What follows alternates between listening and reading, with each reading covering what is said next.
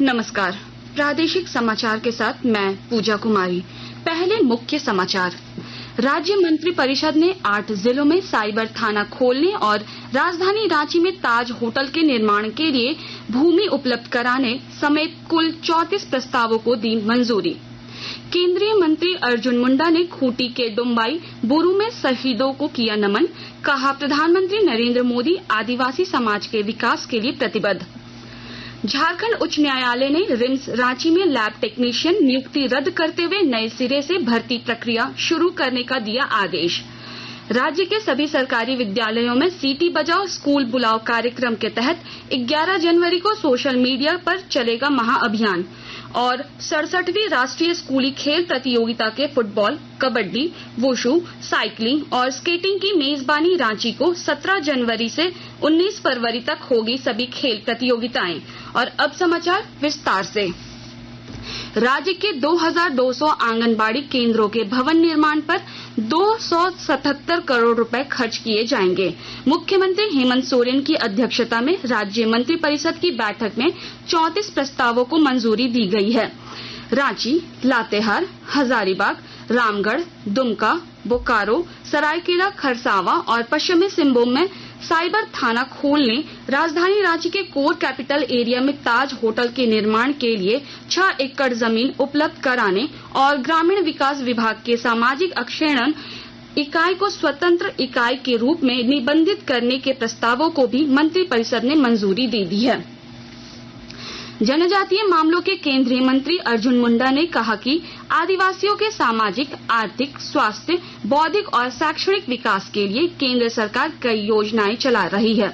आदिम जनजातियों के लिए 24,000 करोड़ रुपए की पीएम जनमन योजना शुरू की गई है। प्रधानमंत्री नरेंद्र मोदी आदिवासियों के उत्थान के लिए प्रतिबद्ध है। वे आज खूंटी के डुम्बाई बुरू में उन शहीदों को श्रद्धांजलि दी जो 1899 में अंग्रेजों के खिलाफ भगवान बिरसा मुंडा के नेतृत्व में किए गए उलगुलान में शहीद हो गए थे।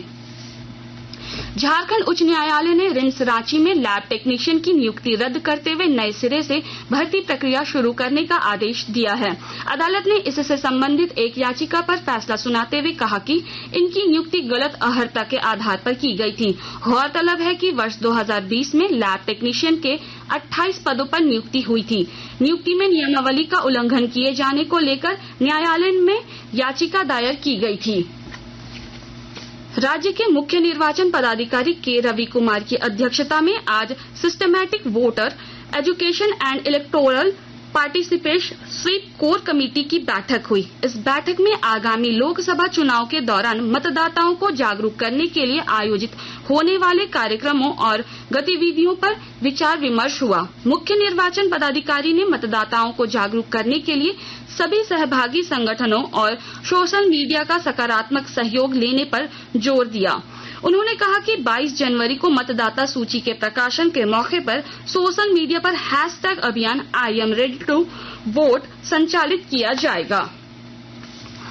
आकाशवाणी के ताजा तरीन समाचारों के लिए आप हमारी वेबसाइट newsonair.com पर लॉग ऑन कर सकते हैं। ताजा समाचार X handle @AIR news alerts और Facebook page All India Radio news पर भी उपलब्ध है। आप प्रादेशिक समाचार एकांश के एक्स हैंडल @AIR news_Ranchi और फेसबुक, इंस्टाग्राम पेज तथा YouTube channel AIR news Ranchi पर भी हमारे बुलेटिन सुन सकते हैं। प्रादेशिक समाचार आप आकाशवाणी रांची से सुन रहे हैं। राज्यपाल सीपी राधाकृष्णन आज जमशेदपुर के राम मनोहर लोहिया संस्थान में 705वें नेत्र ज्योति महायज्ञ में शामिल हुए। इस मौके पर उन्होंने रेड क्रॉस सोसाइटी द्वारा किए जा रहे कार्यों की सराहना की। उन्होंने कहा कि यह सोसाइटी निस्वार्थ सेवा के लिए जाना जाता है। राज्यपाल ने इस मौके पर जिले के उपायुक्त से कहा कि वे रेड क्रॉस सोसाइटी को नेत्र अस्पताल के लिए जमीन उपलब्ध कराएं। बोकारो जिले में उद्योग विभाग के द्वारा MSME सेक्टर को बढ़ावा देने के लिए कई कदम उठाए जा रहे हैं और जानकारी दे रहे हैं हमारे संवाददाता। सूक्ष्म, लघु और मध्यम उद्योगों को बढ़ावा देने के लिए बोकारो जिला उद्योग केंद्र के द्वारा कार्यशाला का आयोजन किया गया। कार्यशाला में खासकर मुनाफा बढ़ाने को लेकर चर्चा की गई ताकि उद्यमियों में उत्साह बना रहे। क्वालिटी काउंसिल ऑफ इंडिया के कोऑर्डिनेटर साकेत कुमार ने बताया कि अपने उत्पाद की मांग बनाए रखने के लिए गुणवत्ता पर ध्यान देने की जरूरत है। उन्होंने बताया, व्यवसाय का परिवेश बदल रहा है, घरेलू और अंतर्राष्ट्रीय प्रतिस्पर्धा बढ़ रही है।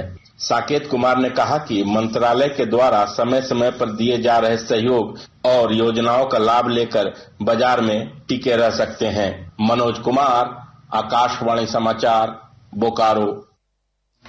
राज्य के सभी सरकारी विद्यालयों में सीटी बजाओ स्कूल बुलाओ कार्यक्रम के तहत 11 जनवरी को महाअभियान चलाया जाएगा। इस दौरान सवेरे में स्कूल आते हुए बच्चों की सीटी बजाती तस्वीर सोशल मीडिया पर पोस्ट की जाएगी। इसके लिए सभी जिलों, ब्लॉक और संकुल स्तर पर नोडल पदाधिकारी नियुक्त किए गए हैं। विद्यालयों में बच्चों की उपस्थिति और ड्रॉप आउट बच्चों को स्कूलों से जोड़ने के लिए यह कार्यक्रम चलाया जा रहा है। सिमडेगा जिले के ठेठई टांगर प्रखंड के बागचट्टा और मेरो डेगा पंचायत तथा लोहरदगा जिले के सदर प्रखंड स्थित निगनी पंचायत में विकसित भारत संकल्प यात्रा कार्यक्रम में बड़ी संख्या में लोग शामिल हुए। इस मौके पर लाभुकों ने केंद्रीय योजनाओं से जुड़ने के बाद जीवन में आए बदलावों को साझा किया।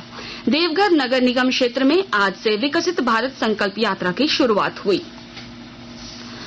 67वीं राष्ट्रीय स्कूली खेल प्रतियोगिता के 5 खेलों की मेजबानी रांची करेगी। इन खेलों में under 14 football, kabaddi, wushu under 17 और अंडर 19, साइकिलिंग अंडर 17 और अंडर 19 तथा स्केटिंग अंडर 11, अंडर 14, अंडर 17 और अंडर 19 शामिल है। ये सभी खेल प्रतियोगिताएं 17 जनवरी से 19 फरवरी होटवार खेलगांव में होगी।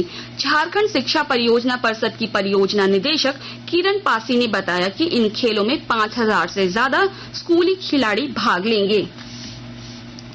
राज्य सरकार नौजवानों को रोजगार देने के लिए प्रतिबद्ध है। इस कड़ी में प्रमंडल स्तरीय रोजगार मेले के जरिए लगभग 50,000 युवाओं को अब तक ऑफर लेटर दिया जा चुका है। श्रम मंत्री सत्यानंद भोक्ता आज चतरा में आयोजित रोजगार मेला को संबोधित कर रहे थे। इस मौके पर विभिन्न कंपनियों द्वारा चयनित युवाओं को उन्होंने ऑफर लेटर सौंपा।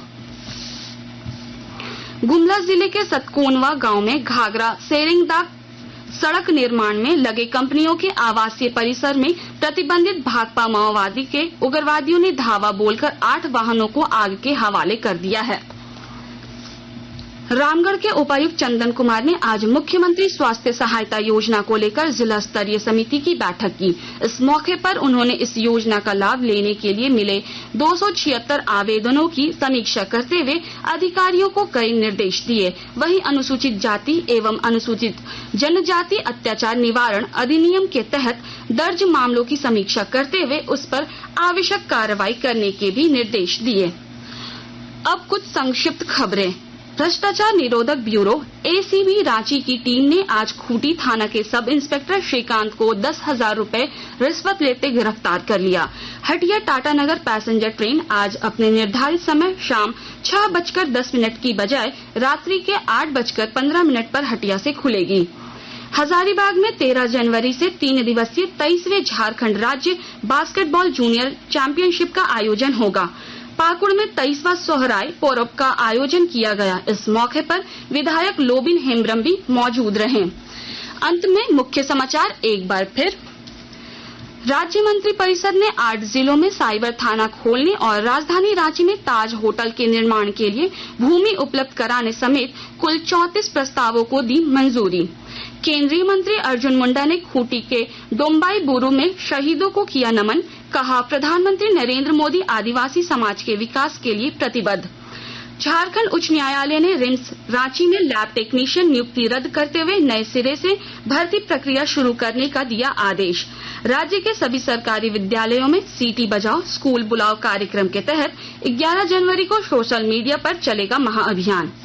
और 67वीं राष्ट्रीय स्कूली खेल प्रतियोगिता के फुटबॉल, कबड्डी, वुसू, साइकिलिंग और स्केटिंग की मेजबानी रांची को 17 जनवरी से 19 फरवरी तक होगी सभी खेल प्रतियोगिताएं। इसके साथ ही आकाशवाणी रांची से प्रादेशिक समाचार का ये बुलेटिन समाप्त हुआ। नमस्कार।